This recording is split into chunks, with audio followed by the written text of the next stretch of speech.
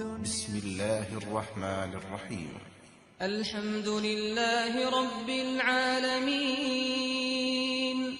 الرحمن الرحيم مالك يوم الدين إياك نعبد وإياك نستعين اهدنا الصراط المستقيم صراط الذين أنعمت عليهم غير المغضوب عليهم ولا الضالين.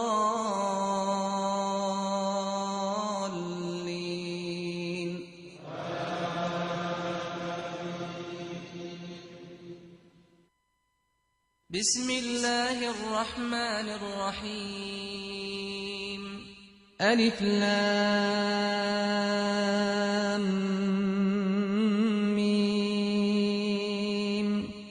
ذلك الكتاب لا ريب فيه هدى للمتقين الذين يؤمنون بالغيب ويقيمون الصلاة ومما رزقناهم ينفقون والذين يؤمنون بما أنزل إليك وما أنزل من قبلك وبالآخرة هم يوقنون أولئك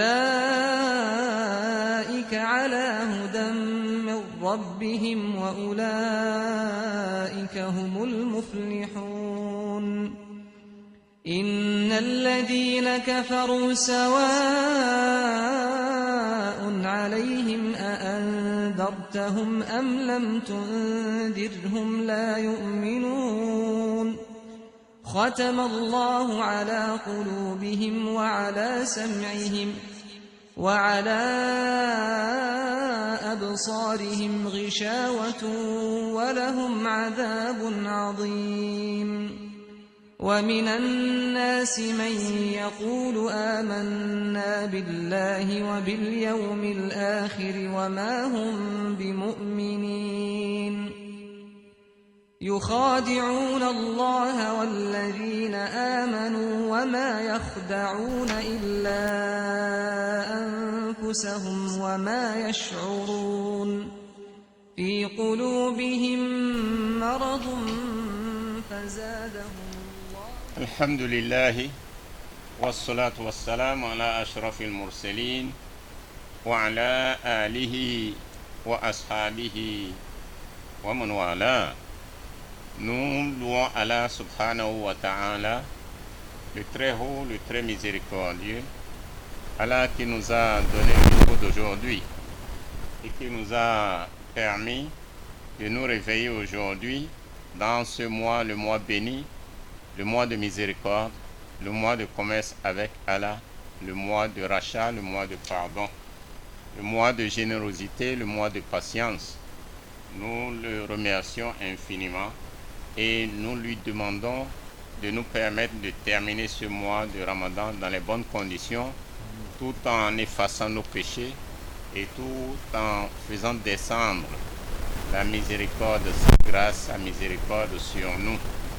Et surtout qu'il nous éradique cette maladie qui fait ravage dans le monde entier. Donc, hier, nous étions en train de parler de Bani Israël et avec Moussa à propos de la vache.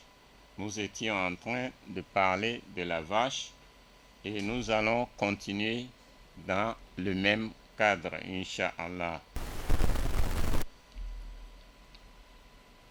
أعوذ بالله من الشيطان الرجيم بسم الله الرحمن الرحيم وإذ قال موسى لقومه إن الله يأمركم أن تذبحوا بقرة قالوا أتتخذنا هزوا قال أعوذ بالله أن أكون من الجاهلين قالوا ادع لنا ربك يبين لنا ما هي قال إنه يقول إنها بقرة لا فارض ولا بكر عوان بين ذلك فافعلوا ما تؤمرون قالوا ادع لنا ربك يبين لنا ما لونها قال إنه يقول إنها بقرة صفراء فاقع لونها تسر الناظرين قالوا ادع لنا ربك يبين لنا ما هي إن البقرة شابه علينا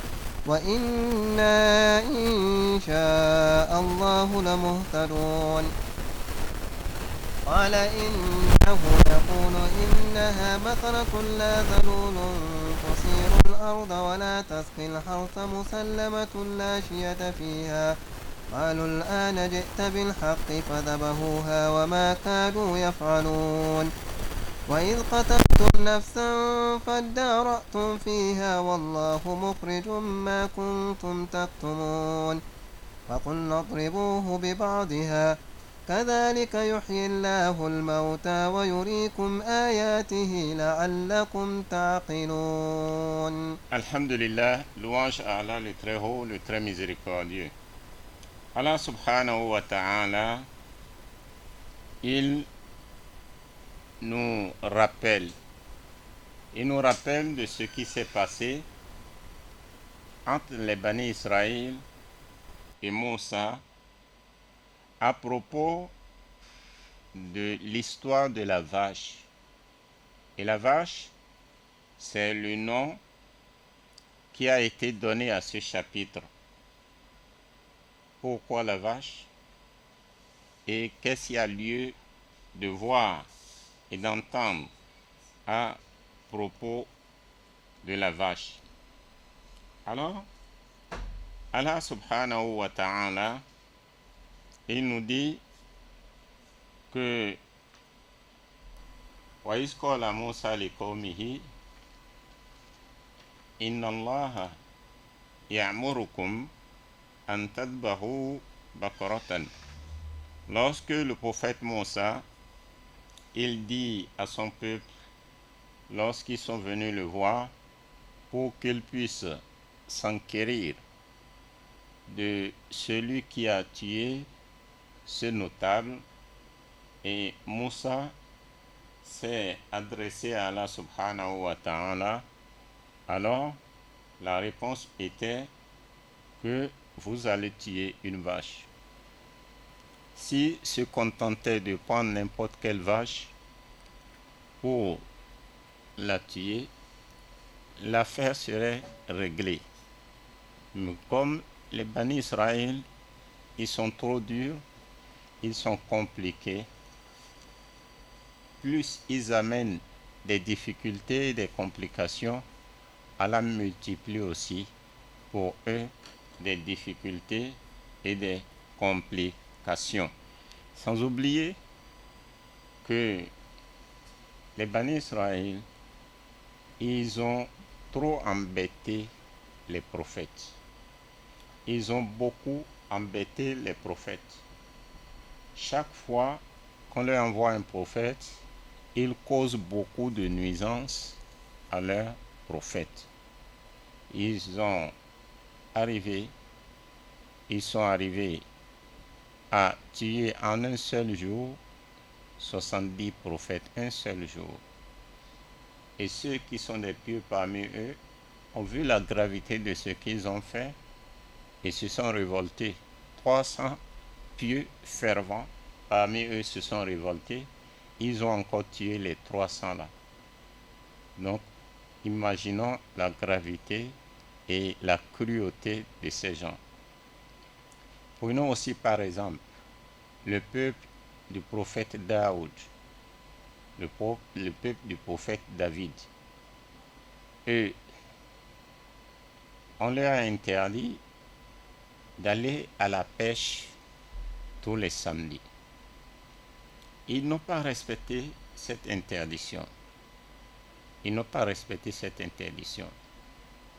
Alors, qu'est-ce qui s'est passé?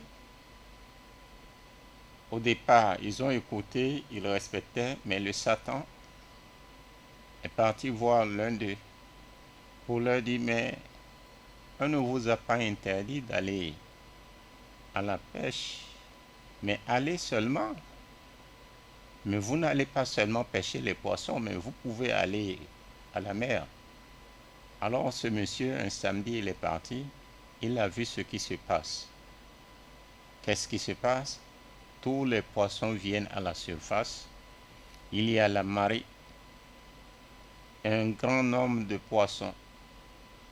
Et quand les savants veulent dire, ils ont dit que le gros poisson qui a avalé le prophète Yunus, le prophète Jonas, c'est là-bas qu'il habite et les autres lui rendent visite tous les samedis. Quand il a vu un tel nombre et une grande quantité de poissons, l'idée lui est arrivée et il a creusé un trou non loin de la mer. Alors, les samedis, quand la marée est montante, l'eau remplit ce grand trou et les poissons suivent toujours l'eau. Le soir, l'eau se retire et les poissons sont restés dans ce grand trou. Il a attendu le lendemain qui est dimanche. Il est venu ramasser tous les poissons. Et on a remarqué que dans la ville, c'est lui seul qui a le poisson. Les gens n'ont pas compris. Il a mangé dedans. Il a vendu. Et comme il a vu que rien ne lui est arrivé, donc c'est ce qu'il fait. C'est ce qu'il fait un autre samedi. Il attend un autre samedi. Quand la marée monte et les poissons viennent en masse, la marée rentre dans ce trou avec les poissons. Il attend le dimanche, il vient ramasser. Et c'est chez lui seul qu'on trouve le poisson dans toute la ville. Et les gens ont été curieux pour savoir comment il fait pour obtenir le poisson. Et quand ils ont compris son secret, et tous, c'est ce qu'ils font. Jusqu'au point où ils ont maintenant banalisé l'interdiction. Ils se sont dit qu'ils vont aller à la pêche, ils vont braver l'interdiction.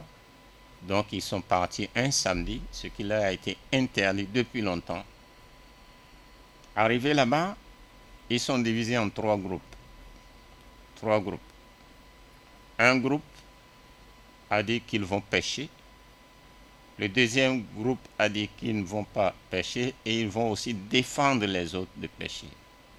Et le troisième groupe n'a pas pêché, mais il n'a pas défendu les autres de pêcher. Pendant 3 jours, ils étaient là et à la fin du 3e jour, Allah a amené son châtiment. Quel châtiment? Le premier groupe qui a pêché en bravant l'interdiction s'est transformé en cochon. Le deuxième groupe qui a refusé de pêcher et qui a interdit les autres de pêcher et eux-mêmes n'ont pas pêché, eux ils étaient sains et saufs. ولقد علمتم الذين اعتدوا منكم في السبت فقلنا لهم كونوا قردة خاسئين. Non. Alors, l'histoire de ce peuple-là, le peuple de Yéhoud, c'est le peuple de David. Ils sont divisés en 3 groupes. Le premier groupe a pêché, le deuxième groupe n'a pas pêché, mais n'a pas interdit aux gens de pêcher. Le troisième groupe n'a pas pêché et a interdit aux gens de pêcher. Le premier groupe qui a pêché, Dieu les a métamorphosés en cochons. Le deuxième groupe qui n'a pas pêché, mais n'a pas empêché les autres de pêcher, a été métamorphosé en chimpanzé. Et le troisième groupe qui n'a pas pêché et qui a interdit les gens de pêcher, lui a été sauvé. Voilà comment ils ont été punis. C'est pourquoi, à travers cela, quand tu vois quelqu'un qui commet l'interdiction, qui ne respecte pas les lois d'Allah, toi tu ne le fais pas, mais fais quelque chose pour l'empêcher de le faire, ne fût-ce que par sagesse. Car le prophète Mohammed sallallahu alayhi wa sallam nous dit: Man ra'a minkum munkaran falyughayyiruhu biyadihi wa in lam yastati' fa bi لسانه وإن لم يستطع فبقلبه وذلك أضعف الإيمان. Le prophète Mohammed sallallahu alayhi wa sallam nous dit, celui qui voit quelque chose d'interdit, d'anormal, d'illogique, d'incohérent, que celui-là l'interdise avec sa main. S'il voit qu'il ne peut pas l'interdire avec sa main, qu'il l'interdise avec sa bouche. Et s'il voit qu'il ne peut pas l'interdire avec sa bouche, qu'il l'interdise avec son cœur. Et c'est à ce niveau qu'il y a une petite faiblesse de foi. Comment interdire quelque chose avec sa main? Quand tu vois ton enfant qui est en train de commettre l'interdit, quelque chose de grave, tape-le pour qu'il sache que c'est grave ce qu'il est en train de faire. C'est ça, interdire quelque chose avec la main.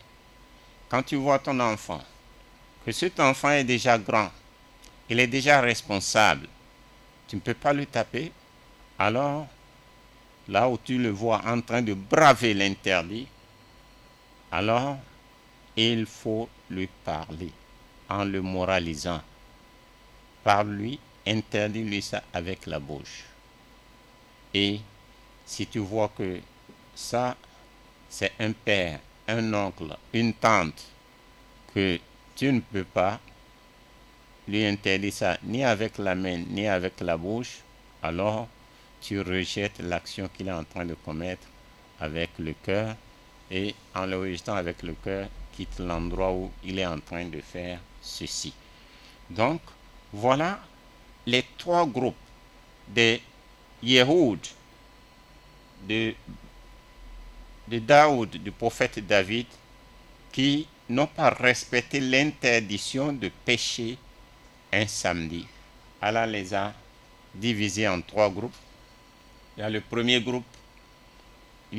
premier groupe qui a péché, alors il a été métamorphosé en quoi? En cochon. Et le deuxième groupe a été métamorphosé en chimpanzé parce que eux, ils se sont interdits de ne pas pécher, mais ils n'ont pas interdit les autres de pécher. Et le troisième groupe qui n'a pas péché et qui a interdit les autres, eux, ils ont été sauvés. Donc voilà une des punitions que Allah subhanahu wa ta'ala a infligées à ceux-là qui bravent toujours l'interdit d'Allah, l'interdit qui vient du ciel.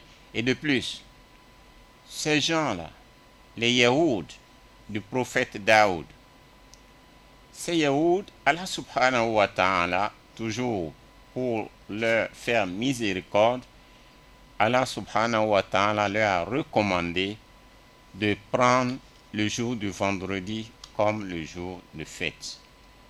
Allah leur a recommandé ça, mais qu'est-ce qu'ils ont fait? Eux, ils ont dit non, qu'ils vont prendre uniquement le jour de samedi, car le jour de samedi est chez eux le dernier jour, et c'est ce jour-là que Allah a fini de créer la créature humaine, selon eux. Donc, ils ont refusé. Les Nasara, eux, ils ont choisi le jour du dimanche en disant que c'est le premier jour de la semaine. Alors, le prophète Mohammed sallallahu alayhi wa sallam a dit, nous alors, nous avons choisi le jour du vendredi. Et il a dit à ses compagnons, il s'agit du prophète Mohammed sallallahu alayhi wa sallam, Antumul aharoun as-sabiquna untu yawm al-jumu'ah. Donc, nous sommes les derniers venus, les croyants, les partisans du prophète Mohammed sallallahu alayhi wa sallam, nous sommes les derniers venus, alors nous choisissons le jour du vendredi comme notre jour de fête, car eux, ils ont refusé ce que Allah leur a donné. Donc nous choisissons le jour de vendredi, et eux, ils ont choisi le jour du samedi, il s'agit des Yaoud, et les Nasara ont choisi le jour de dimanche. Mais quelle est l'importance du jour du vendredi? C'est bien dit par le prophète Mohammed sallallahu alayhi wa sallam que le jour du vendredi, c'est le meilleur jour de l'année. C'est le meilleur jour de l'année, le jour du vendredi. Car il a dit khayru yawmin tala'at alayhi shams yawmul jumu'ah, que le meilleur des jours sur lesquels le soleil se lève est le jour du vendredi. Fihi khuliqa Adam, c'est le jour du vendredi que Adam a été créé. Wa fihi uhbita, c'est le jour du vendredi qu'on l'a fait descendre sur terre.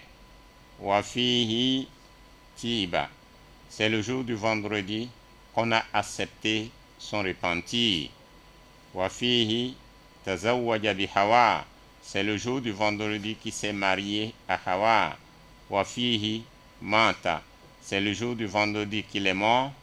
Wa fihi taqumu sa'a, et le jour de la résurrection ce sera un jour du vendredi. Wa fihi sa'atu ijaba la yuwafiquha abdun muslimun yusalli wa yad'u illa istajiba lahu.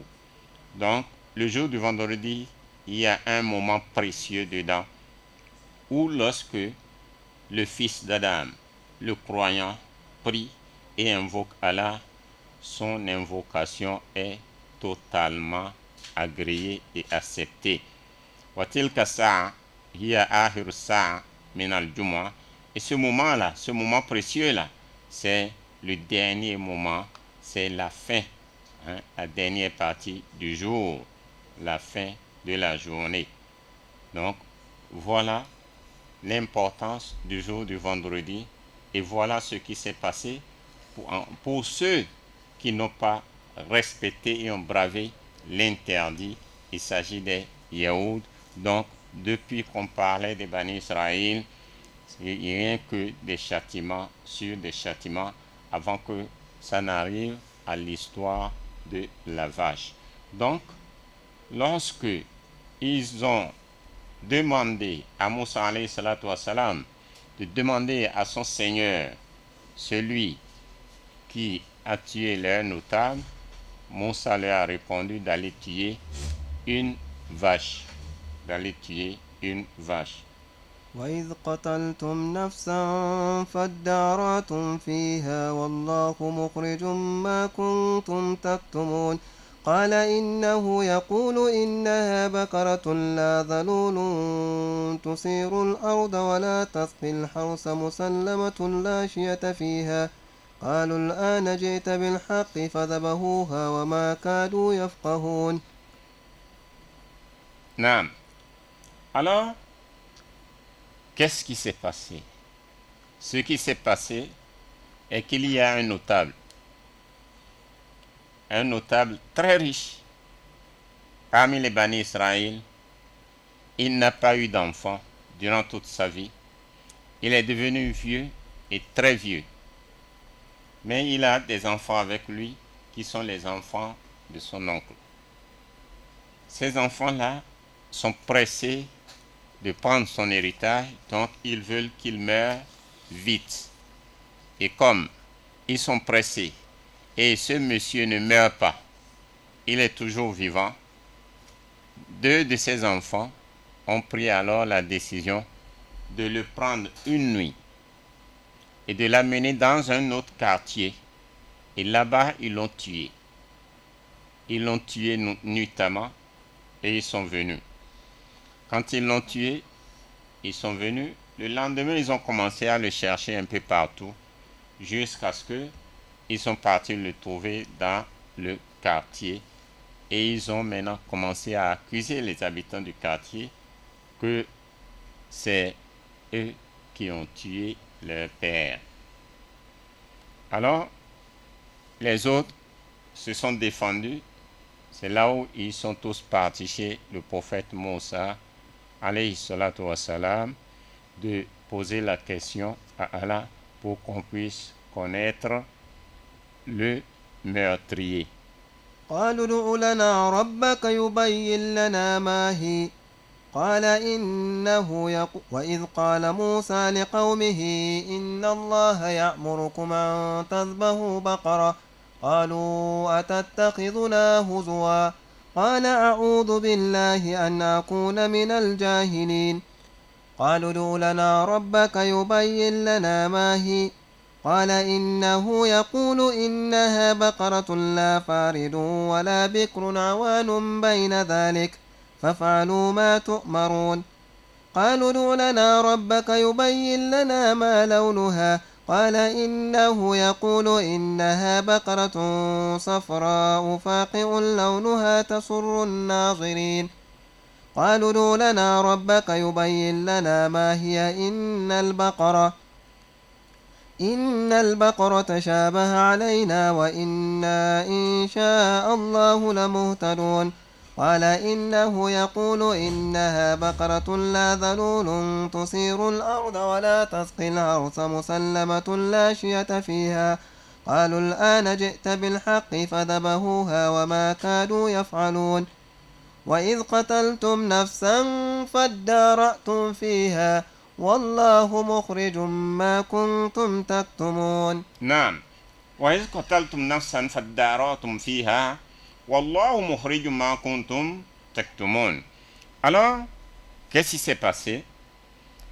Ces deux enfants qui ont pris l'initiative et la détermination parce qu'ils sont pressés de prendre l'héritage de ce monsieur, une nuit, ils ont transporté ce vieillard dans un autre quartier pour le tuer. Alors, le matin, ils ont commencé à le chercher. Et pourtant, c'est eux qui ont commis ce forfait, cet assassinat. Alors, voilà le prophète Moussa, alayhi salatu wassalam, qui a posé la question à Allah pour savoir qui a commis le forfait. Le prophète Moussa leur a recommandé d'aller tuer une vache. Si les Bani Israël se contentaient uniquement de tuer cette vache, le problème serait réglé. Mais comme ils aiment amener la dureté, Allah subhanahu wa ta'ala leur augmente aussi la dureté. Qu'est-ce qui s'est passé? Plus il complique le prophète Moussa, plus Allah aussi les complique. Il demande quel âge à la vache, quelle couleur, quel poids, ainsi de suite. Et plus il questionne, plus Allah aussi rend difficile. Mais qu'est-ce qui se passe? Il y avait un bébé qui est né. Son père, c'est un pieux. Sa mère aussi est pieuse. Mais ce monsieur n'a uniquement rien que ce bébé. Ce monsieur a uniquement ce bébé. Le bébé est très petit, mais le monsieur a une seule vache. Tout ce qu'il possède, c'est la vache qu'il possède. Et ce monsieur, comme il est tellement pieux, c'est un grand adorateur, ce monsieur s'est adressé à Allah subhanahu wa ta'ala en disant: oh Allah, toi qui es le Seigneur de Abraham, toi qui es le Seigneur de Jacob, toi qui es le Seigneur de Abraham et de Jacob et le Seigneur de Isaac, je te confie ma vache pour que dès que mon fils va grandir, tu le lui restitues. Donc la vache là habite dans la brousse. Et Allah a confié cette vache, le monsieur a confié cette vache à Allah subhanahu wa ta'ala. Quand il est mort, l'enfant,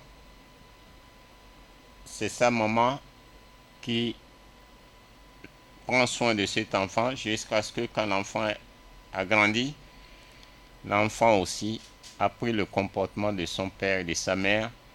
C'est un enfant très obéissant. Un enfant bienfaisant envers sa maman.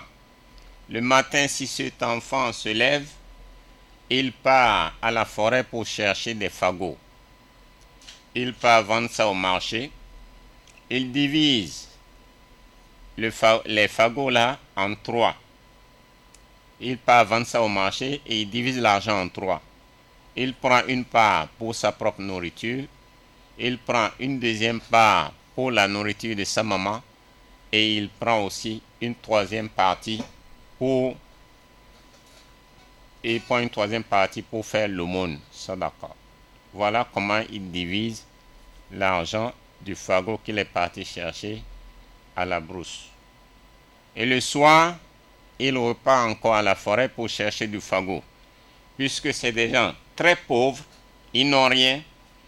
Le fagot là, il le divise en 3. Il prend une part pour mettre par terre, étendre ça par terre et dormir dessus. Il prend une part, il donne ça à sa maman. Et la troisième partie aussi, il la réserve pour aller à la brousse et ajouter pour aller vendre le lendemain. Jusqu'au point où il faisait ça tous les jours. Jusqu'au point où sa maman a eu pitié de lui. Et sa maman l'a appelé. Quand la maman a vu que l'enfant est déjà grand, il est devenu gaillard. La maman lui a dit, tu vas aller à la brousse, aller à la forêt. Tu vas t'adresser à Allah, que, oh Allah, je veux que tu me restitues la vache que mon père t'a confiée. Donc, la maman lui a montré comment il va s'adresser à Allah. Il va dire, oh Seigneur, c'est toi le créateur de Adam, c'est toi le créateur de Isaac, c'est toi le créateur de Jacob. Je suis venu prendre ce qui est de mon droit que mon père t'a confié. Soudain, la vache apparaît et vient le voir. Et quand la vache est venue, la vache s'est adressée à cet enfant en lui disant, monte sur moi et puis je partirai avec toi. Qu'est-ce que l'enfant a fait? L'enfant a dit, je n'ai pas reçu l'ordre de ma mère de monter sur toi. Quand il a dit ça à la vache a dit, tu as gagné à l'épreuve. Si tu montais sur moi, tu ne vas pas réussir. Donc, si tu montais sur moi, tu vas avoir le goût et tu ne pourras plus me vendre. Donc, la vache a suivi. C'est un enfant très obéissant, très docile pour sa maman. Et nous profitons de l'occasion pour exhorter nos frères que après Allah, c'est les parents. Après Allah, c'est les parents. Donc quand Allah recommande quelque chose, les personnes après Allah, c'est les parents. Il faut être obéissant, il faut être reconnaissant, il faut être bienveillant, il faut être bienfaisant envers les parents. Donc l'obéissance aux parents, ça donne beaucoup son fruit. Donc l'enfant a d'abord gagné à la première épreuve. La vache s'est adressée à lui en lui disant, monte sur moi pour partir. Mais l'enfant a dit, ma maman ne m'a pas dit de monter sur toi. Il m'a tout simplement dit de t'amener. Alors c'est la vache qui s'est adressée à lui que tu as gagné. Et puis la vache l'a suivi jusqu'à la maison. Quand il l'a suivi jusqu'à la maison, voilà, sa maman lui dit, tu as déjà amené la vache. Prends cette vache-là et tu l'amènes au marché.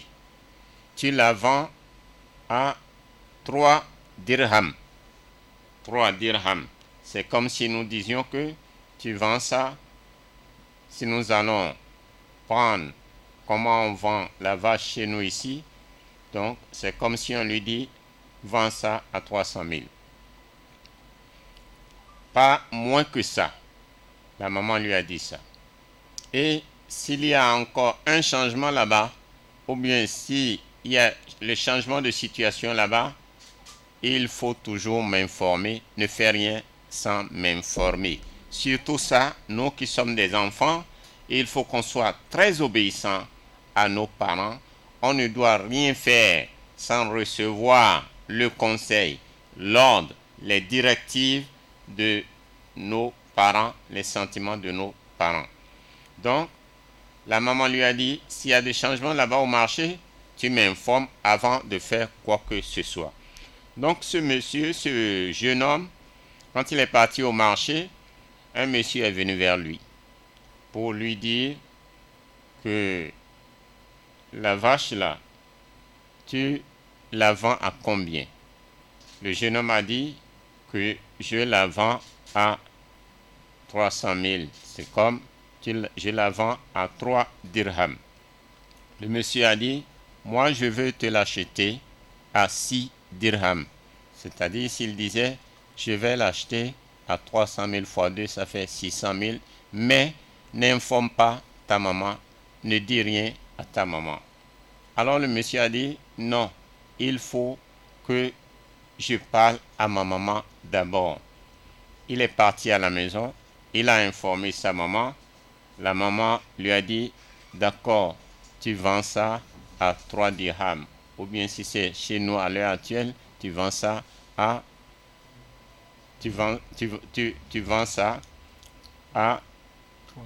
300 000.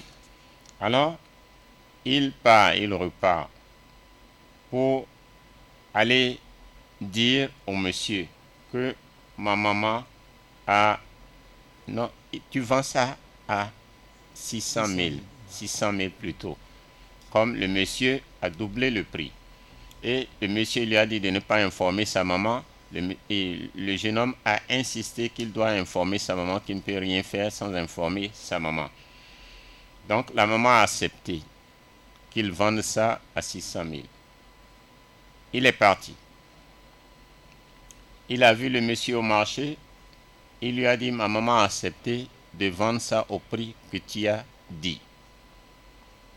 Le monsieur a dit maintenant que non, je ne veux plus vendre, je ne veux plus acheter ça à 6 dirhams, par exemple 600 000, mais je veux maintenant l'acheter à 600 000 fois 2.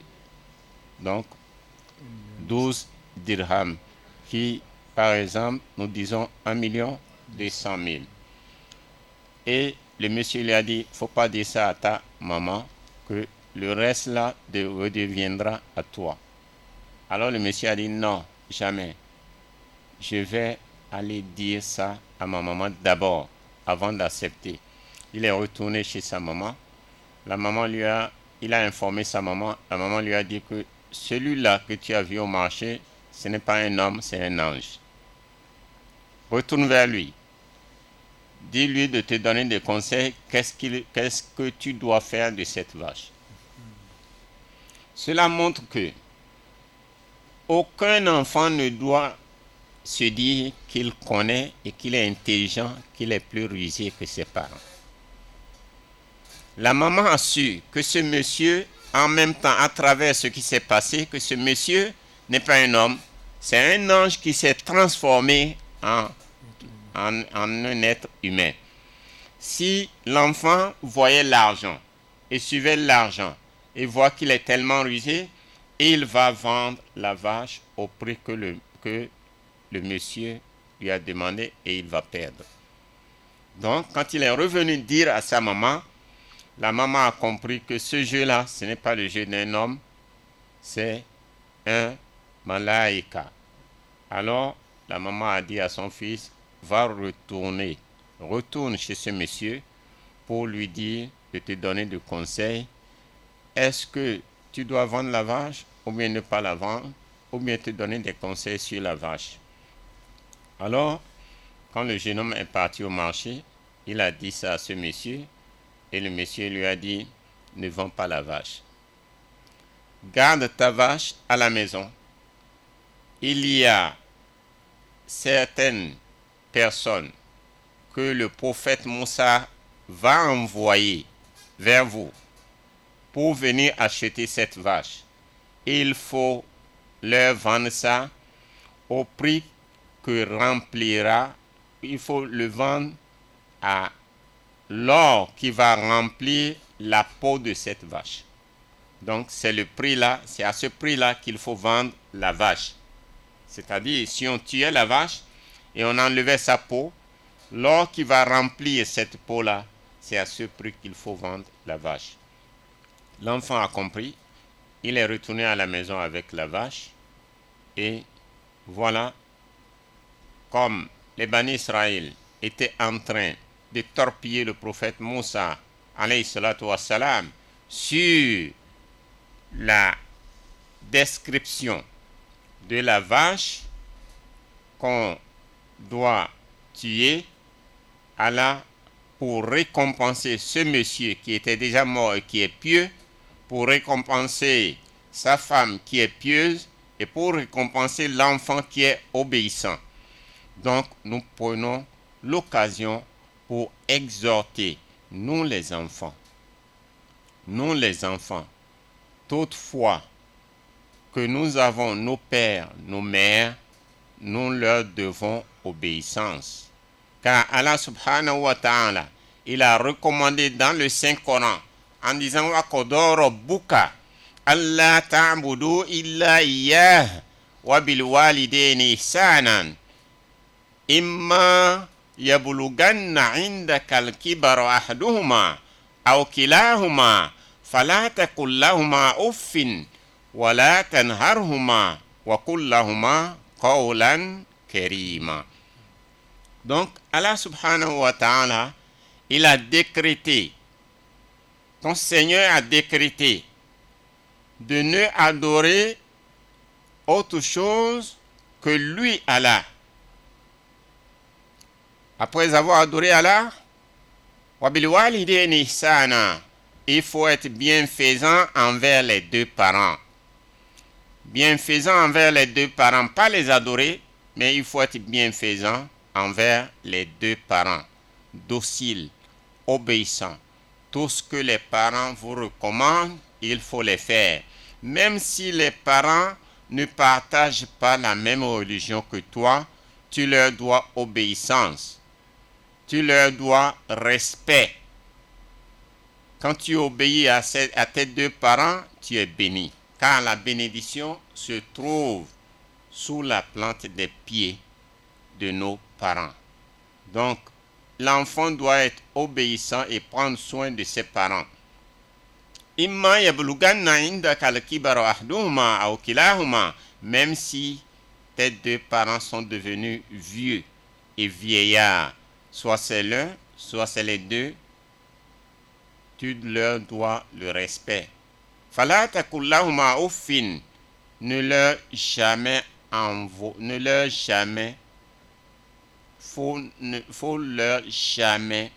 envoyer de mauvaises paroles, des insultes.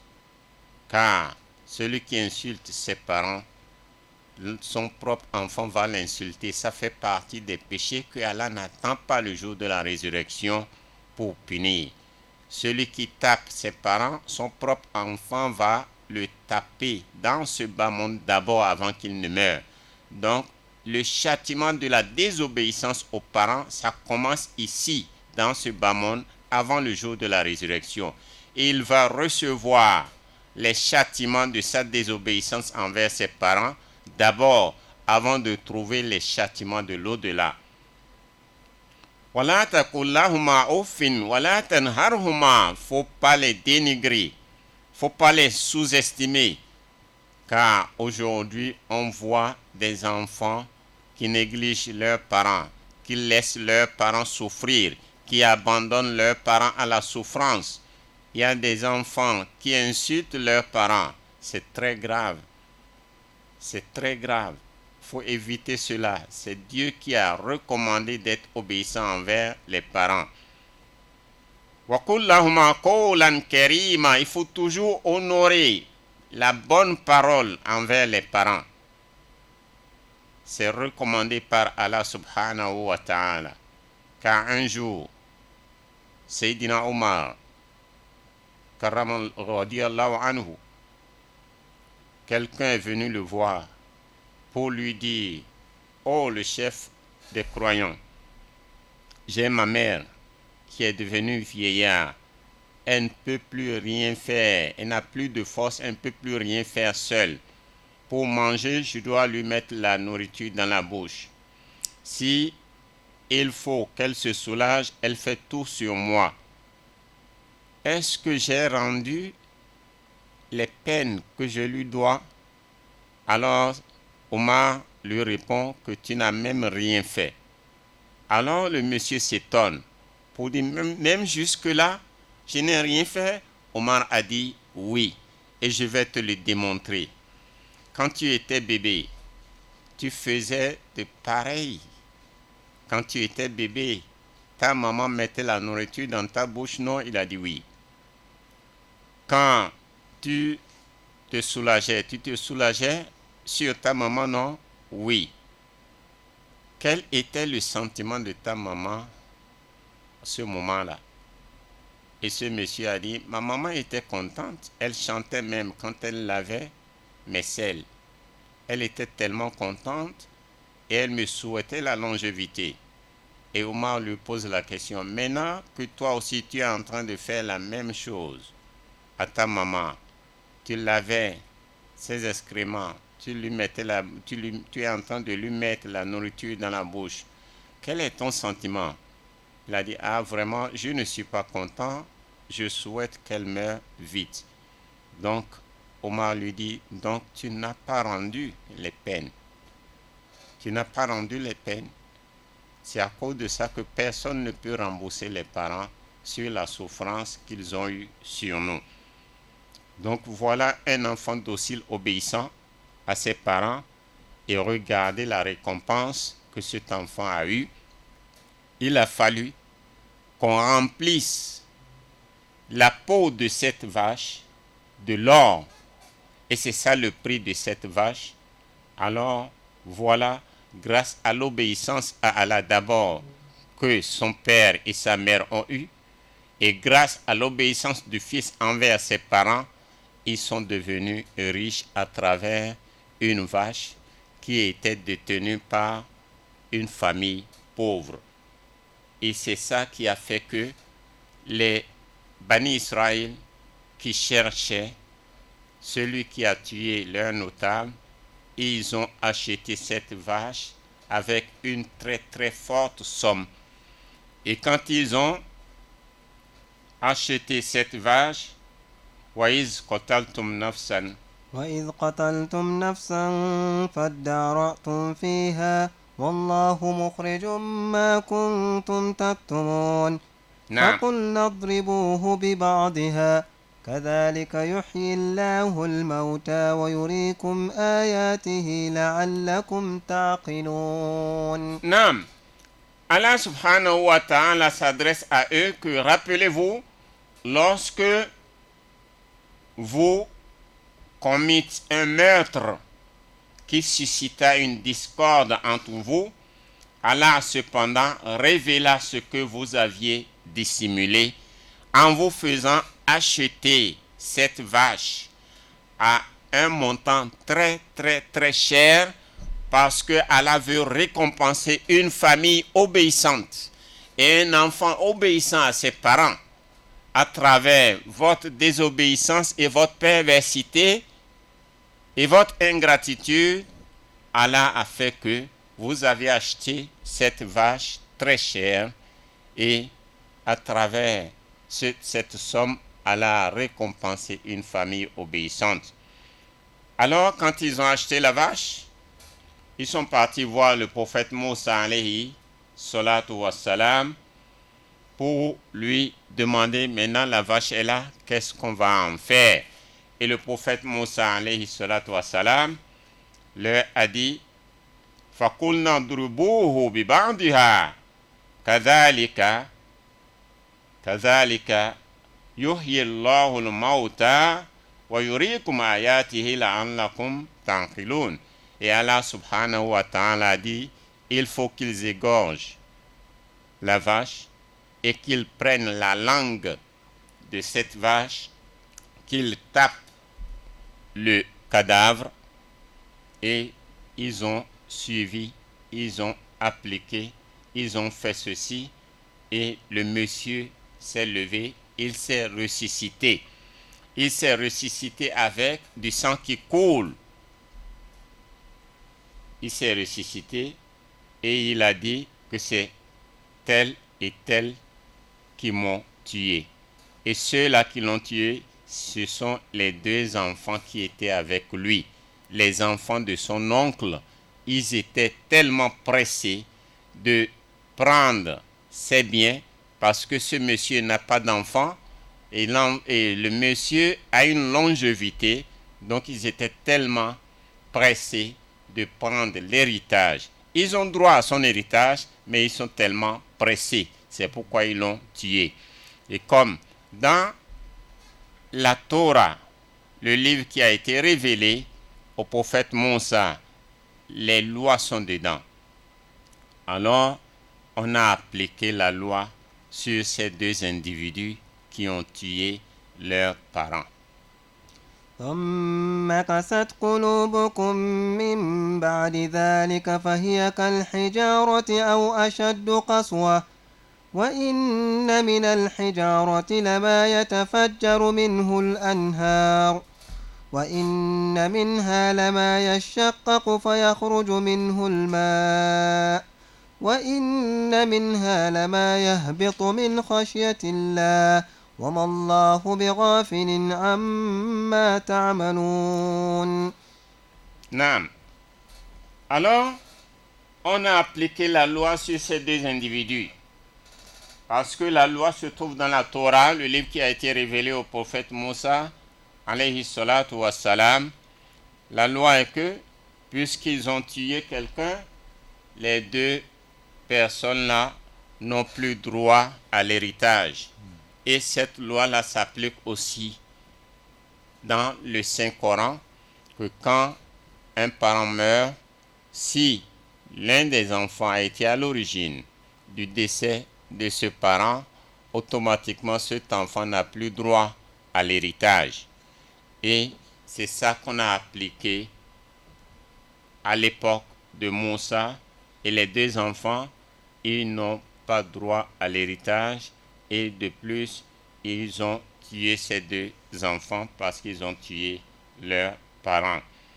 Donc, on nous dit ici, vos cœurs se sont par la suite endurcis.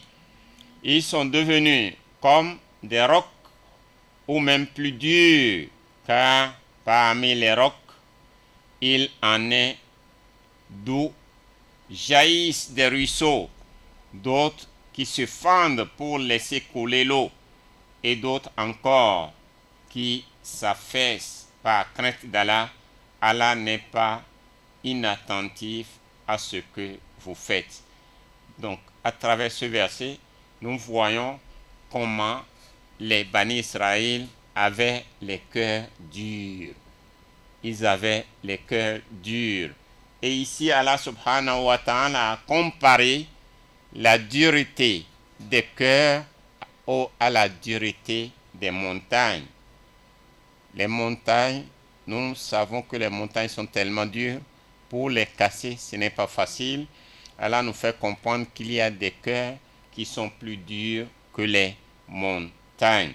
Donc, Allah subhanahu wa ta'ala nous explique et nous montre que il y a aussi des montagnes qui se cassent par crainte d'Allah subhanahu wa ta'ala.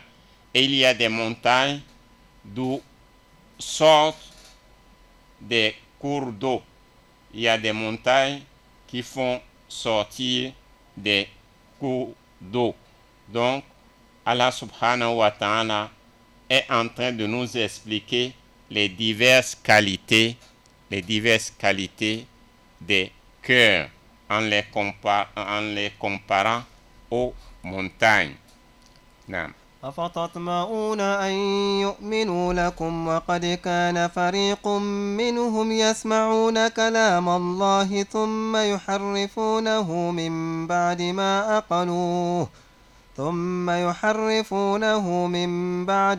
أقلوه وهم يعلمون وإذا لقوا الذين آمنوا قالوا آمنا وإذا خلا بعضهم إلى بعض قالوا أتحدثونهم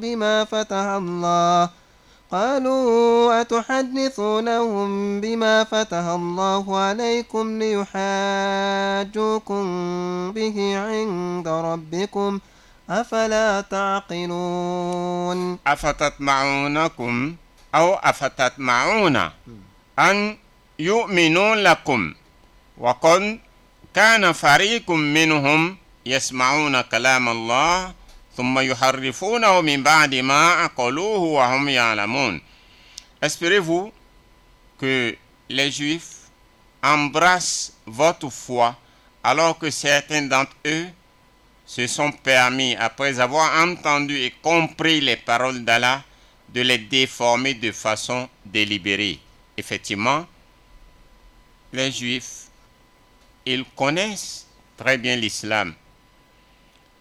Ils ont été prévenus dans leur livre, dans la Torah, qui est le prophète Mohammed sallallahu alayhi wa sallam, d'où il va sortir, quand est-ce qu'il sera né.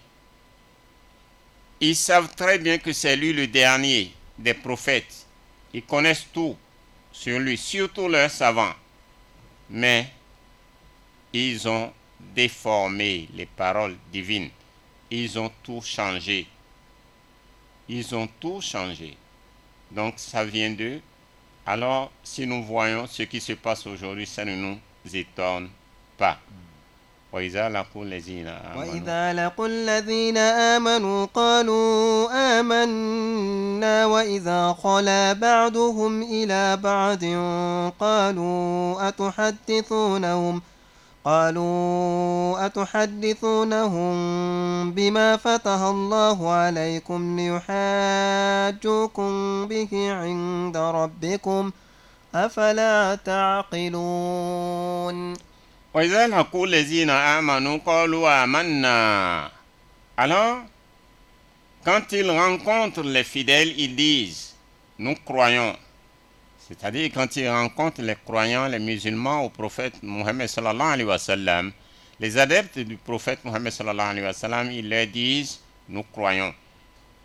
Mais dès qu'ils se retrouvent seuls entre eux, ils se disent entretiendrez-vous ces gens de ceux dont Allah vous a instruit pour qu'ils l'utilisent comme argument contre vous. Ils sont en train de se dire entre eux que pourquoi allez-vous vous entretenir avec ce que Allah vous a fait comprendre à propos d'eux. C'est une vérité. Ils savent qu'ils sont sur le chemin droit. Ils savent que le prophète Mohammed sallallahu alayhi wa sallam est la personne bien indiquée dans leur livre. Alors, ils se blâment entre eux que pourquoi vous leur dites que vous êtes des croyants et vous les supportez, car le jour de la résurrection, ils vont vous attaquer. Donc, méfiez-vous, ils se le disent entre eux. Donc, dans leur cœur, ils savent que l'islam est la meilleure religion et le prophète Mohammed sallallahu alayhi wa sallam est le prophète bien indiqué dans leur livre.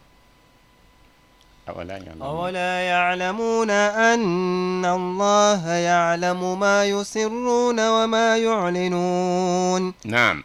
أولا يعلمون أن الله يعلم ما يسرون وما يعلنون. Ne savent-ils pas qu'Allah sait tout ce qu'ils dissimulent et tout ce qu'ils dévoilent?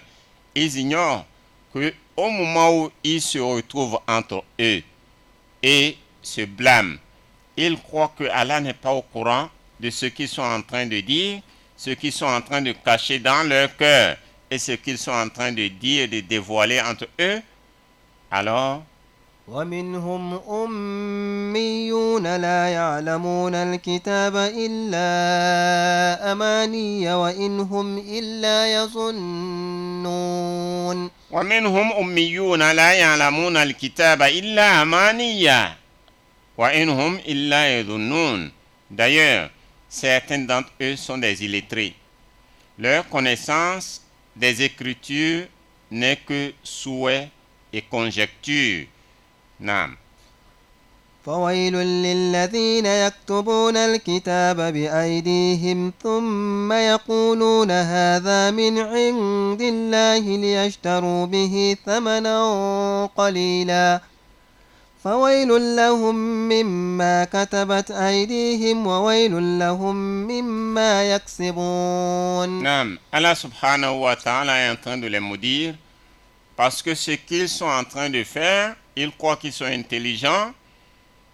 Qu'est-ce qu'ils font? فَوَيْلٌ لِلَّذِينَ يَكْتُبُونَ الْكِتَابَ بِأَيْدِيهِمْ. Malheur à ceux qui, pour un vil prix, écrivent de leurs propres mains un livre et affirment et disent que ceci émane d'Allah. Ils écrivent des livres de leurs propres mains, de leurs propres pensées, de leurs propres intentions, de leur propre vouloir. Parce que, qu'est-ce qu'ils font? Ils sont des connaisseurs, ils sont avancés, ils savent lire, ils savent écrire et on leur a octroyé des places. Donc, on leur donne des logements, de l'argent à travers cela parce qu'on les prend comme des dirigeants. Alors, ils inventent des livres et ils disent aux gens que ça vient d'Allah subhanahu wa ta'ala alors que ça vient de leur propre pensée. Allah dit, malheur à eux pour ce que leurs mains ont écrit et malheur à eux pour le prix qu'ils en ont reçu. Car leur place, ils sont en train de les protéger. On leur donne de place, des honneurs. On leur donne tout parce qu'ils sont des dirigeants de leur religion et ils connaissent au fond de leur cœur qu'ils sont en train de mentir. Non. وقالوا لن تمسنا النار إلا أياما معدودة قل أتخذتم عند الله عهدا فلن يخلف الله عهده أم تقولون على الله ما لا تعلمون. وقالوا لن تمسنا النار إلا أياما معدودة. Ils disent encore de leur bouche, ils disent, notre passage en enfer ne sera que de quelques jours. Donc, ils sont conscients qu'ils seront punis par l'enfer. Ils savent très bien ce qu'ils sont en train de faire. Ils changent les paroles d'Allah, ils inventent des écritures et des livres, et ils disent que c'est Allah qui les a fait descendre pour égarer et mettre les gens dans les ténèbres. Et ils se disent que l'enfer va nous brûler uniquement pendant quelques jours. Et quelques jours qu'ils se disent, ils se disent que ça va nous brûler uniquement pendant 40 jours. Dis-leur, avez-vous pour cela une promesse d'Allah? Est-ce que vous avez une preuve que le feu va vous brûler uniquement pendant 40 jours? Allah tient toujours ses promesses. Allah ne leur a pas dit ceci, car le feu de l'enfer, c'est éternel. Ne prêtez-vous pas plutôt à Allah des propos dont vous ne savez rien. نعم. بلى من كسب سيئة وأحاطت به خطيئته فأولئك أصحاب النار هم فيها خالدون. بلى من كسب سيئة وأحاطت به خطيئته فأولئك أصحاب النار هم فيها خالدون. Au fait, quiconque commet des forfaits et se trouve cerné par son péché, voilà bien le cas de ceux qui seront des hôtes de l'enfer, ils y vivront éternellement. Donc Allah subhanahu wa ta'ala, il nous dit ici que celui qui commet des forfaits et il voit déjà qu'il est rempli de péché, ceux-là seront des hôtes de l'enfer. Mais ce qui est pire, c'est qu'ils vont vivre dans l'enfer éternellement. Pourquoi éternellement ici? Éternellement ici, ça doit attirer notre attention. Celui qui va rentrer dans l'enfer, ce sera éternel. Et celui qui va rentrer dans le paradis aussi sera éternel. Pourquoi ils vont entrer dans l'enfer? Ceux qui vont rentrer dans l'enfer, c'est à cause de leur mécréance. Et ceux qui vont entrer dans le paradis, c'est à cause de leur obéissance, leur foi en Allah subhanahu wa ta'ala. Si quelqu'un, il obéit à Allah, il prie, il fait de bonnes œuvres, Allah va le récompenser. Allah subhanahu wa ta'ala va le récompenser. Allah va le récompenser comment? En le mettant dans le paradis. C'est en le mettant dans le paradis que Allah subhanahu wa ta'ala va le récompenser. Et si on le met dans le paradis et on veut lui donner les récompenses de ce qu'il a fait, même si ces récompenses, ces bienfaits-là sont au nombre de 1 million, s'il fait 120 000 ans dans le paradis, il va finir quand même à recevoir les récompenses de ses bonnes œuvres et après il va sortir. Mais quand même, Allah le met dans le paradis éternellement. De même, celui qui est dans l'enfer, si Allah va tenir compte de sa mécréance pour le mettre dans l'enfer, même s'il fait 120 000 ans dans l'enfer, d'un jour à l'autre, il va sortir. Mais Allah, chez Allah, ce n'est pas le cas. Allah subhanahu wa ta'ala va nous mettre éternellement là-bas. Pourquoi l'éternité? Parce que celui qui a été mécréant, ça vient d'abord de son intention. C'est l'intention qui est à la base de toute chose. Allah ne tient pas compte des œuvres qu'on a émises pour nous récompenser par l'éternité. Allah tient compte de notre intention. Donc celui qui est infidèle, si d'un jour à l'autre il change d'intention pour devenir fidèle, il va rentrer dans le paradis et ce sera éternel. Et celui qui est fidèle, s'il maintient toujours son intention jusqu'à ce qu'il meure, il va entrer dans le paradis. Donc c'est l'intention qui est importante, c'est pourquoi il y a l'éternité dans le paradis. C'est pourquoi le prophète Mohammed sallallahu alayhi wa sallam, il a dit que personne ne peut rentrer dans le paradis par ses propres efforts, par ses propres adorations, par ses propres moyens. Personne ne peut rentrer dans le paradis sauf par la grâce d'Allah subhanahu wa ta'ala. Et les compagnons ont posé la question au prophète Mohammed sallallahu alayhi wa sallam, même toi, tu ne peux pas rentrer dans le paradis par tes dévouements, ton adoration. Il a dit, même moi, je ne peux pas, je n'ai pas la capacité de rentrer dans le paradis par ma propre adoration, sinon ce serait pas la grâce d'Allah subhanahu wa ta'ala. Car si on va récompenser chaque fidèle de ses œuvres d'un jour à l'autre, même si c'est 1 million d'années qu'on va faire dans le paradis, Allah va finir de nous récompenser de nos œuvres. Mais ce n'est pas le cas.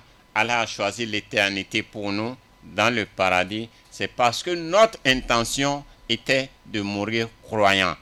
Et celui qui a l'intention d'être croyant, c'est pour l'éternité. C'est pourquoi Allah a choisi l'éternité dans le paradis.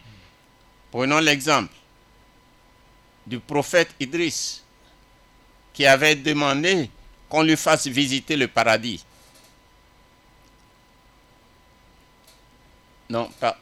Pardon.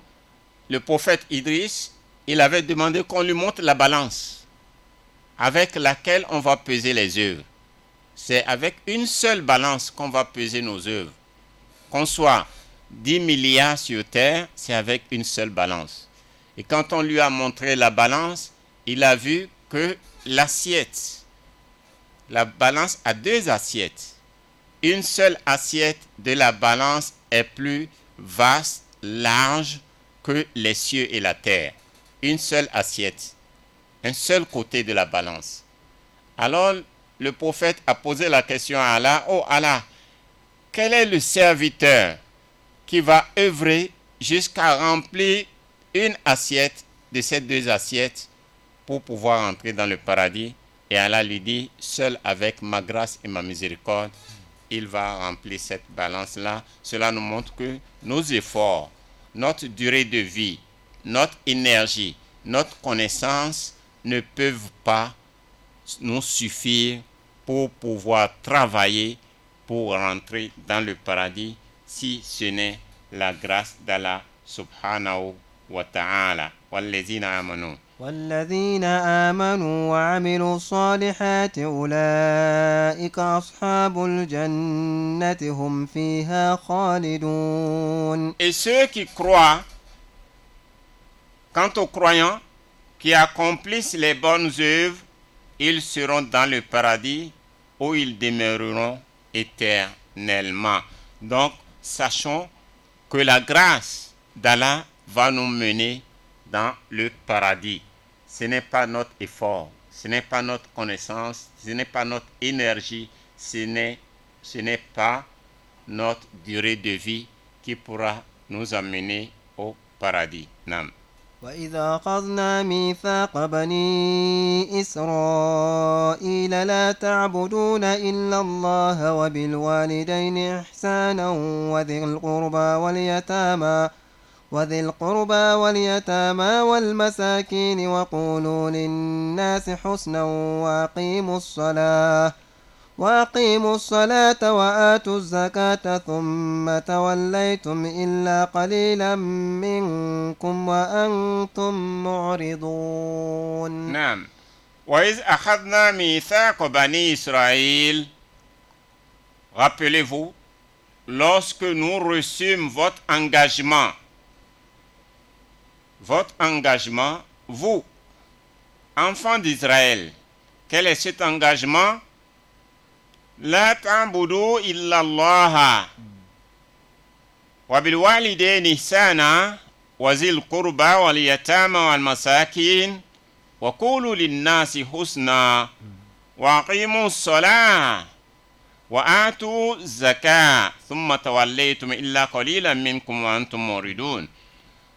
Rappelez-vous lorsque nous reçûmes votre engagement, vous, enfants d'Israël, de n'adorer qu'Allah, de prodiguer des bienfaits envers vos pères et mères. Tout ceci, les Bani Israël, les enfants d'Israël, ont reçu cet engagement. Ils ont accepté le mettre en application. Ils ont accepté, respecter cet engagement. Premier engagement, adorer Allah. Deuxième engagement, prodiguer des bienfaits envers les pères et mères. C'est un engagement que tout enfant doit respecter. Non seulement envers les pères et mères, les proches aussi, les oncles, les tantes. Respecter aussi cet engagement à propos des orphelins, prendre soin des orphelins. Car le prophète Mohammed sallallahu alayhi wa sallam nous dit, Ana wa kafil yatim fil jannati hakada. Il adjoint les 2 doigts comme ça qui se suivent en disant que et moi et celui qui prend soin de l'orphelin, nous serons dans le paradis côte à côte. Ça c'est un engagement. Les orphelins, on ne doit pas les abandonner. On ne doit pas les laisser traîner. Les nécessiteux, on doit aussi prendre soin des nécessiteux. Les nécessiteux sont ceux qui n'ont même pas la moindre nourriture qui va les suffire pour manger un jour. On doit penser à eux. Dire de bonnes paroles, ça fait partie des engagements. Dire de bonnes paroles aux gens. Donc quand tu vas parler, il faut dire de bonnes paroles. D'accomplir la prière rituelle. Regardez le niveau que se trouve la prière. Regardez le niveau que se trouve la prière. D'abord, on doit adorer Allah. Après avoir adoré Allah, maintenant pensez aux bienfaits que tu dois faire à tes pères et mères et aux proches. Ensuite, penser aux orphelins, ça fait 3. Penser aux nécessiteux, ça fait 4. Dire de bonnes paroles, ça fait 5. Et c'est maintenant qu'il y a maintenant le tour de la prière. Alors que nous, en tant que musulmans, on compte uniquement sur la prière, on néglige les parents, on néglige les orphelins, on ferme les yeux sur les nécessiteux, on dit des paroles insolentes, l'impolitesse envers les gens. Et après tu diras que à chaque moment tu parles à la prière, 5 fois par jour tu parles à la prière, tu négliges ton père et ta mère, tu parles de mauvaises paroles, tu ne respectes pas tes parents et tu dis que tu pries 5 fois par jour, tu es le premier à aller à la mosquée. Alors que tu as laissé, il y a 5 choses qui précèdent d'abord la prière que tu négliges. Maintenant tu es respectueux, prêt et tu es le premier à aller à la prière. Tu n'as pas le droit d'abandonner d'abord les 5 choses avant d'être ponctuel à la prière. Car tout a été classé ici. La première chose, tu dois d'abord adorer Allah subhanahu wa ta'ala comme il faut. La deuxième chose, tu dois être respectueux, bienfaisant envers les parents, envers les proches. Tu dois prendre soin de l'orphelin. Tu dois aussi prendre soin des nécessiteux. Et cinquièmement, tu dois être quelqu'un qui a une bonne parole, un bon langage dans la bouche. C'est au 6e niveau que se trouve la prière. Donc nous, en tant que croyants, en tant que musulmans, nous négligeons 5 choses d'abord. On prend soin uniquement de la prière. Quelqu'un qui est impoli et qui prie régulièrement, il n'a pas le droit. Quelqu'un qui néglige ses parents, il ne respecte pas ses parents, lui voit uniquement la prière. Mais il y a d'autres choses qui précèdent la prière. L'adoration d'Allah d'abord, l'obéissance aux parents par la suite, prendre soin de l'orphelin, l'obéissance aux proches aussi. Tous les proches, tu dois être docile, respectueux et poli envers eux. Et tu dois aussi dire la bonne parole de la bouche avant maintenant d'être ponctuel à la prière. Et de vous acquitter de l'aumône. Et c'est maintenant à la 7e position que se trouve l'aumône. Mais à l'exception de quelques-uns, vous vous êtes rétractés en faisant volte-face. Il s'agit des Bani Israël, qu'il y a seulement quelques-uns qui ont respecté cet engagement. Et nous profitons de ce verset pour nous montrer que l'islam n'est pas violent.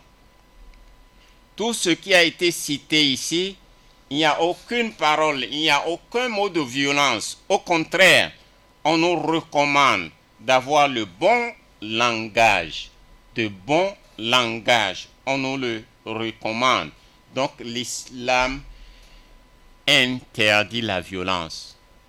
L'islam interdit les insultes. L'islam interdit de prononcer de mauvaises paroles. L'islam interdit de faire souffrir l'orphelin. L'islam interdit de négliger, de fermer les yeux sur le nécessiteux. L'islam interdit d'être incorrect envers les parents et les proches. وإذا أخذنا ميثاق بني إسرائيل لا تعبدون إلا الله وبالوالدين إحسانا وذي القربى واليتامى والمساكين وقولوا للناس حسنا وأقيموا الصلاة وآتوا الزكاة ثم توليتم إلا قليلا منكم وأنتم معرضون. Donc voilà ce que l'islam nous enseigne. Ce verset du Saint-Coran recommande l'adoration d'Allah. Il recommande l'obéissance aux parents. Il recommande l'obéissance aux proches. Il recommande de prendre soin des orphelins. Il recommande de prendre soin des nécessiteux, ceux qui n'ont pas trouvé à manger, de leur donner à manger quand tu as un surplus avec toi. L'islam nous recommande de dire de bonnes paroles aux gens. Et l'islam nous recommande de faire la prière, de s'acquitter de l'aumône légale. Alors, quand nous voyons aujourd'hui les gens qui se disent croyants et qui sont violents envers les autres, l'islam ne leur a pas recommandé cela. Ils ne sont pas de vrais musulmans. Car le prophète Mohammed sallallahu alayhi wa sallam nous dit « La yu'minu ahadukum hatta yuhibba li akhihi ma yuhibbu li nafsihi » que personne ne sera un véritable croyant s'il n'aime pas pour les autres ce qu'il aime pour lui-même. Donc, qui va aimer qu'on soit violent envers lui? Personne. Qui va aimer qu'on l'insulte? Personne. Qui va aimer qu'on le néglige? Personne. Alors, l'islam recommande le bien, l'islam ne recommande pas la violence. Ceux qui agissent en violence ne sont pas des musulmans. Ils ne sont pas des croyants. Car dans le Coran, il n'y a pas la violence. Et l'islam n'a pas recommandé la violence. S'ils se disent musulmans, qu'ils se conforment à la loi de l'islam qui se trouve dans le Saint-Coran. Et ce verset fait partie des recommandations et des conseils que le Saint-Coran prône et que l'islam prône. Donc, un musulman est toujours exemplaire. Un musulman est obéissant, poli. Un musulman prend soin des nécessiteux. Un musulman prend soin des orphelins. Un musulman prononce et fait sortir de sa bouche la bonne parole. Naam. وإذا أخذنا ميثاقكم لا تسفكون دماءكم ولا تخرجون أنفسكم من دياركم ثم أقررتم وأنتم تشهدون. نعم. وإذ أخذنا ميثاقكم لا تسفكون دماءكم ولا تخرجون أنفسكم من دياركم ثم أقررتم وأنتم تشهدون.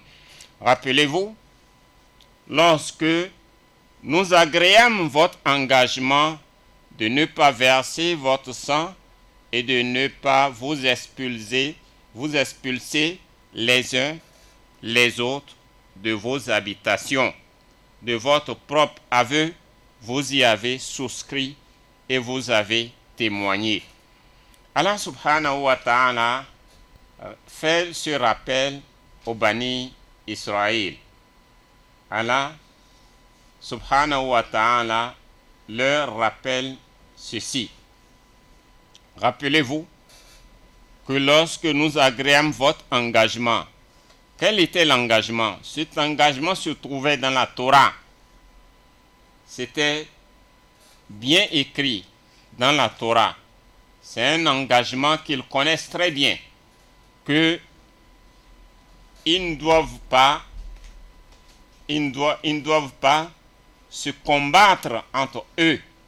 Et ils le connaissent bien. Ils l'ont très bien su entre eux, les Bani Israël, à l'époque du prophète Moussa alayhi salatu wassalam. Car il y a 2 tribus à Médine. Il y a 2 tribus à Médine parmi les Bani Israël, parmi les Juifs. On les appelle les Bani Koureza et les Bani Nadir. Ces 2 tribus étaient à Médine. Qu'est-ce qui les a amenés à Médine? Ils étaient en Syrie et ils ont lu dans la Torah du prophète Moussa alayhi salatu wassalam que le dernier prophète serait le prophète Mohammed sallallahu alayhi wa sallam. Ils ont vu dans la Torah qu'il sera un arabe. Ils ont vu dans la Torah qu'il sera né à Mecca. Ils ont vu dans la Torah qu'il va s'émigrer de Mecca pour aller à Médine. C'est à cause de ça que ces 2 tribus, les Bani Koureza et les Bani Nadir se sont émigrés de la Syrie pour aller habiter à Médine pour qu'ils puissent, au moment venu, lorsque ce prophète va arriver, pour qu'ils puissent les rencontrer. C'est ça le motif pour lequel ils se sont émigrés. Mais à Médine, il y a aussi les Haus et puis les Hazraj. Ces deux communautés sont des communautés qui ont accueilli le prophète Mohammed sallallahu alayhi wa sallam et qui se sont convertis à l'islam quand le prophète Mohammed sallallahu alayhi wa sallam est arrivé à Médine. Et c'est eux que le prophète a nommé les Ansar, ceux qui ont accueilli les croyants qui se sont émigrés de la Mecque. Donc, il s'agit d'eux dans ce verset où Allah nous dit « وَإِذْ أَخَذْنَا مِيثَاقَكُمْ لَا تَسْفِكُونَ » وإذا أخذنا ميثاقكم لا تسفكون دماءكم ولا تخرجون أنفسكم من دياركم ثم أقررتم وأنتم تشهدون. Donc rappelez-vous lorsque nous agréons votre engagement de ne pas verser votre sang et de ne pas vous expulser les uns les autres de vos habitations, de votre propre aveu. Vous y avez souscrit et vous avez témoigné. Donc, ils ont pris cet engagement entre eux de ne pas se faire la guerre et de ne pas se trahir. Mais est-ce qu'ils ont respecté cet engagement? Nous allons voir par la suite. ثم أنتم هؤلاء تقتلون أنفسكم وتخرجون فريقا منكم من ديارهم تظاهرون عليهم بالإثم والعدوان وإن يأتوكم أسارى تفادوهم وهو محرم عليكم إخراجهم أفتؤمنون ببعض الكتاب وتكفرون ببعض فما جزاء من يفعل ذلك منكم إلا خزي في الحياة الدنيا ويوم القيامة يردون إلى أشد العذاب وما الله بغافل عما تعملون. Alors, dans ce verset, qu'est-ce qui se passe? Est-ce qu'ils ont respecté cet engagement? Alors Allah nous dit ثم أنتم هؤلاء تقتلون أنفسكم وتخرجون فريقا منكم من ديارهم تظاهرون عليهم بالإثم والعدوان وإن يأتوكم أسارى تفادوهم وهو محرم عليكم إخراجهم. Mais voilà que vous vous entretuez, donc ils n'ont pas respecté l'engagement, et que vous expulsez certains parmi vous de leur foyer. Ils n'ont pas respecté l'engagement non plus. Alors, vous êtes en train de liguer contre eux par transgression coupable. Ils n'ont pas respecté toujours l'engagement. Quand vous les recevez en prisonniers de guerre, vous les rançonnez alors que leur expulsion vous est prohibée. Ils n'ont pas toujours respecté l'engagement parce qu'ils se livrent des guerres et ils prennent de l'argent pour livrer des prisonniers. Ça leur a été interdit dans la Torah. Croyez-vous en une partie des Écritures tout en reniant l'autre? Donc, ils n'ont pas respecté leur propre Écriture et tout ce qui leur a été interdit dans la Torah, ils ne l'ont pas respecté. Quelle rétribution serait alors réservée à ceux d'entre vous qui se comportent ainsi? Sinon, l'avilissement dans la vie d'ici-bas et le tourment le plus atroce le jour de la résurrection. Allah n'est pas inattentif à ce que vous faites. Tout ce qui a été interdit pour eux, ils le savent bien, mais ils le font comme ce qu'ils faisaient comme ce qu'ils sont en train de faire quand ils sont arrivés à Médine. rien n'a été respecté. Et pourtant, le prophète Mohammed sallallahu alayhi wa sallam était là en train de leur rappeler tout ce qui leur a été interdit par Moussa alayhi salatu wa salam dans la Torah, et eux-mêmes, ils connaissaient très bien cela. Nam.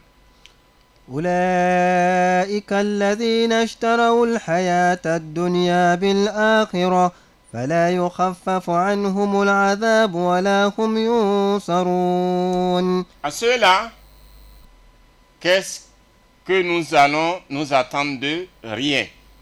Allah est en train de nous les montrer en disant Ulaïka allazina ishtaraw al-hayata ad-dunya bil-akhirah.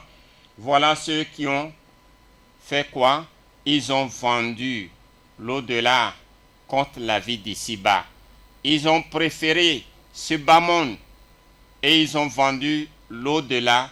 Ils se sont intéressés à ce bas monde. Les biens de ce bas monde les intéressent au détriment de l'au-delà. Leur tourment ne sera point allégé et ils ne seront guère secourus, car ils savent très bien ce qu'ils sont en train de faire. On leur a donné des engagements, ils ont accepté, respecté ces engagements, mais malheureusement, c'est ce bas monde qui les intéresse. Ils ont vendu le bien de l'au-delà pour acheter ce bas monde. ولقد آتينا موسى الكتاب وقفينا من بعده بالرسل وآتينا عيسى ابن مريم البينات وأيدناه بروح القدس أفكلما جاءكم رسول بما لا تهوى أنفسكم استكبرتم ففريقا كذبتم وفريقا تقتلون. نعم. ولقد آتينا موسى الكتاب وقفينا من بعده بالرسل. Nous avons donné le livre à Moïse. Et après lui, nous avons envoyé d'autres messagers. À Jésus, fils de Marie, nous avons donné les preuves. Et l'avons soutenu par le Saint-Esprit. Or, chaque fois qu'un messager vous apporte une révélation contraire à vos penchants, vous vous enflez d'orgueil et soit vous reniez son message, soit vous le tuez. Voilà ce que faisaient les Bani Israël. Allah est en train de détailler tout ce qu'ils étaient en train de faire. Tout ce qu'ils étaient en train de faire, Allah est en train de les détailler. Car Allah subhanahu wa ta'ala a tout mis dehors. Allah a dit, nous avons donné à Moussa le livre, il s'agit de la Torah. Et après lui, d'autres prophètes sont venus, tels que Zulkifl. Moussa et Haroun sont venus au même moment. Mais après Moussa, il y a Zulkifl. Après Zulkifl, il y a le prophète Daoud, le prophète David. Après Daoud, il y a le prophète Suleiman, le prophète Salomon. Après le prophète Suleiman, il y a Elias. Et après Elias, il y a Eliasa. Et après Eliasa, il y a le prophète Yunus, Jonas. Après Jonas, il y a Zacharia qui est venu, Zacharie. Après Zacharie, il y a le prophète Yahya, le prophète Jean. Et après Yahya, il y a le prophète Isa. Allah subhanahu wa ta'ala a dit que après Moïse, nous avons envoyé d'autres messagers. Donc, c'est ces messagers que nous venons de citer.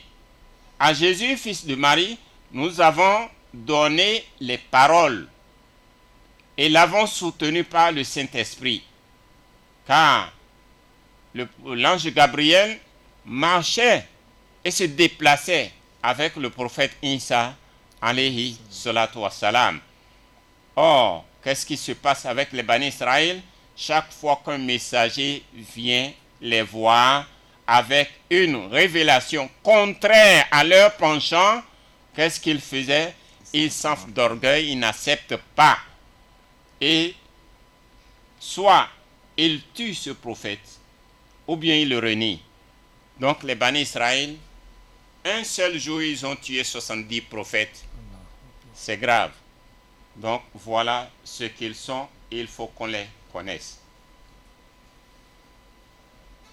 أعوذ بالله من الشيطان الرجيم بسم الله الرحمن الرحيم الحمد لله رب العالمين الرحمن الرحيم مالك يوم الدين إياك نعبد وإياك نستعين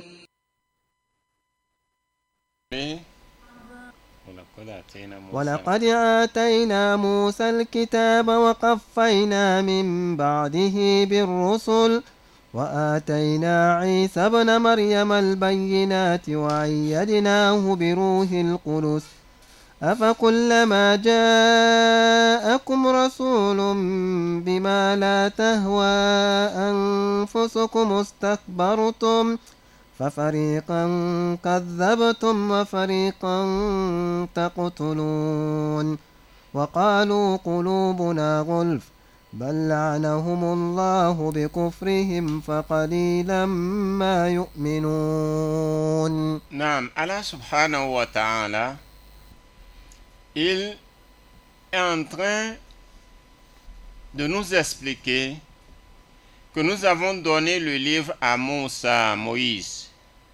Et après lui, nous avons envoyé d'autres messagers. D'autres messagers tels que Zulkifl, tels que Daoud, qui est David, tels que Suleiman, Salomon, tels que Ilias, tels que Aliasa, Ilias, tels que Yunus, tels que Zacharia, Zacharie, tels que Yahya, Jean, et Isa, qui est Jésus. Que la paix d'Allah soit sur eux tous. Amen. Donc, après Moussa, Allah a envoyé d'autres messagers, et puis maintenant c'est arrivé à Jésus, qui est fils de Marie, où Allah nous dit, nous lui avons donné les preuves et l'avons soutenu par le Saint-Esprit, nous l'avons soutenu par l'ange Gabriel, car l'ange Gabriel se déplace avec lui. Or, chaque fois qu'un messager vous apporte une révélation contraire à vos penchants, car les Bani Israël ont un penchant, ils ont toujours leurs penchants qui sont toujours contraires aux messages et aux révélations des prophètes. Et chaque fois que leur penchant est contraire aux révélations, ils deviennent orgueilleux, ils s'enflent d'orgueil, soit ils renient le message de ce prophète, soit ils le tuent. Et ensuite, وقالوا قلوبنا غلف بل لعنهم الله بكفرهم فقليلا ما يؤمنون. ils ont alors l'audace de dire, nos cœurs sont voilés. وقالوا قلوبنا غلف بل لعنهم الله بكفرهم فقليلا ما يؤمنون. Alors, ils disent, nos cœurs sont voilés, mais c'est plutôt parce que Allah les a maudits en raison de leur hérésie. Bien faible est leur foi. Non. ولما جاءهم كتاب من عند الله مصدق لما معهم وكانوا من قبل يستفتحون على الذين كفروا فلما جاءهم ما عرفوا كفروا به فلعنة الله على الكافرين.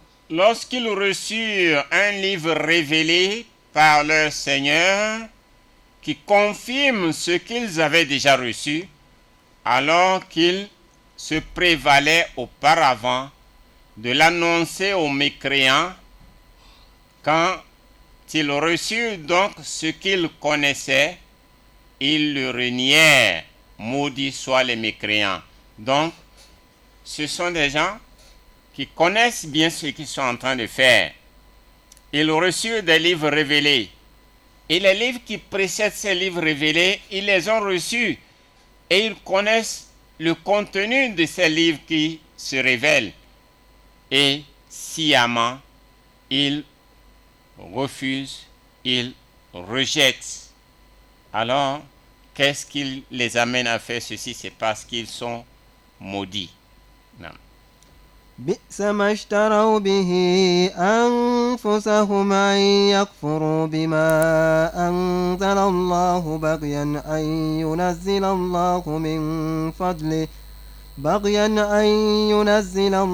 من فضله على من يشاء من عباده فباءوا بغضب على غضب وللكافرين عذاب مهين. بئس ما اشتروا به أنفسهم أن يكفروا بما أنزل الله بغيا أن ينزل الله من فضله على من يشاء من عباده فباءوا بغضب على غضب وللكافرين عذاب مهين. À quel vil prix n'ont-ils pas vendu leur âme?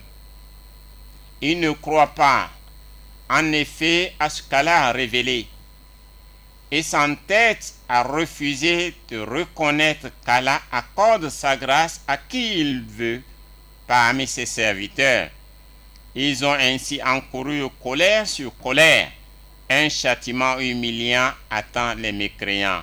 Voilà l'agissement des Bani Israël. Donc, ils ont vendu leur âme, ils préfèrent ce qui est éphémère. Ils préfèrent ce qui est éphémère à ce qui est éternel. Qu'est-ce qui est éphémère? C'est ce bas monde. Et tout ce qu'il contient. Tout est éphémère. Ça va finir puisque ça a un commencement. Mais ce qui n'est pas éphémère et qui est durable, c'est l'au-delà. L'au-delà a un commencement, mais il n'a pas une fin. Donc, c'est vraiment pitoyable pour ceux-là qui choisissent ce qui est finissable et éphémère et abandonnent ce qui est éternel.